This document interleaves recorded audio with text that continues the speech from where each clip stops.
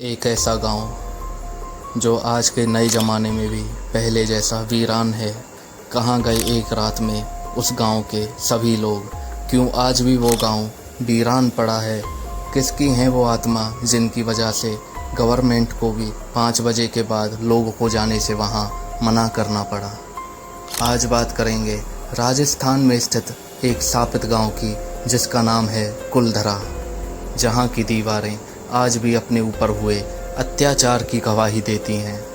ये बात है 1291 ईस्वी की, जब पालीवाल ब्राह्मणों ने मिलकर इस गांव की स्थापना की थी। वह ऐसे सूखे हुए रेगिस्तान में भी फसल उगाने की क्षमता रखते थे, पर नियति को कुछ और ही मंजूर था। एक दिन गांव के मुखिया की बेटी पर जैसलमेर के राज्य मंत्री सालिम सिंह की नज़र पड़ गई। अपने पद के घमंड में चूर सालिम सिंह ने घोषणा करवाई कि या तो मुखिया अपनी बेटी को अपनी सहमति से दे दे, नहीं तो वह उठा कर ले जाएगा। गांव में कोई भी मुखिया की बेटी को सालिम सिंह के हवाले करने को नहीं मान रहा था, क्योंकि सालिम सिंह एक क्रूर प्रवृत्ति का इंसान था। गांव वालों के लाख अनुरोध करने पर भी सालिम सिंह मानने को तैयार न था। हार कर गाँव वालों ने गांव छोड़ने का फैसला किया। उस एक रात में कुलधरा गांव के साथ 83 अन्य गांव भी खाली हो गए, जिनका आज तक कुछ पता न लग सका कि 83 गांव के लोग रहस्यमयी तरीके से कहां गायब हो गए। जाते जाते पालीवाल ब्राह्मणों ने कुलधरा गांव को श्राप दिया कि उनके अलावा यहां कोई नहीं बस पाएगा। दोस्तों, एक ये थी कहानी कुलधरा गांव की। अब बताते हैं आपको कुलधरा के भूतिया होने का रहस्य।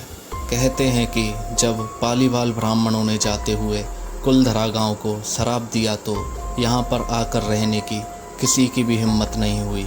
यह गांव ऐसे ही वीरान पड़ा रहा, जिससे आत्माओं का गांव में वास होने लगा। यह बात इतनी तेजी से फैली कि लोग यहां घूमने और गांव को देखने आने लगे। कुलधरा घूमने आए लोगों का कहना है कि कुलधरा के घरों में साए आदि दिखाई देते हैं। वहां किसी के होने का एहसास होता है। कई लोग तो अपने घर वापस जाते ही बीमार हो गए। उनको सपने में कुलधरा के वही घर दिखने लगे। लोगों का कहना है कि कुलधरा के घरों में कभी किसी बच्चे के रोने की तो कभी किसी औरत की पायलों की आवाज़ें आती हैं। उन खंडर हुए घरों में आज भी ऐसा लगता है जैसे कोई हंस रहा हो। रात में जाने से लोग आज भी वहाँ डरते हैं। एक बार एक पैरानॉर्मल इन्वेस्टिगेटर की टीम वहाँ पहुँची। रात में कुलधरा के घरों में उनको रोशनी दिखने लगी। दोस्तों, सोचने वाली बात यहाँ पर यह है कि बिना किसी बिजली कनेक्शन के वो रोशनी कहाँ से आ रही थी। पैरानॉर्मल इन्वेस्टिगेटरों का कहना है कि जब वह अपने कैमरे से गांव को शूट कर रहे थे, कैमरे की लाइट खुद से बंद हो जा रही थी। उन खंडर हुए घरों में आज भी ऐसा लगता है जैसे कोई हंस रहा हो। कुलधरा गांव से वापस आने पर उन्होंने देखा कि शूट किए हुए कुलधरा के सभी वीडियो डिलीट हो गए हैं। तो ये थी कुलधरा के गांव की कहानी। हमें अपनी राय कमेंट बॉक्स में ज़रूर दें।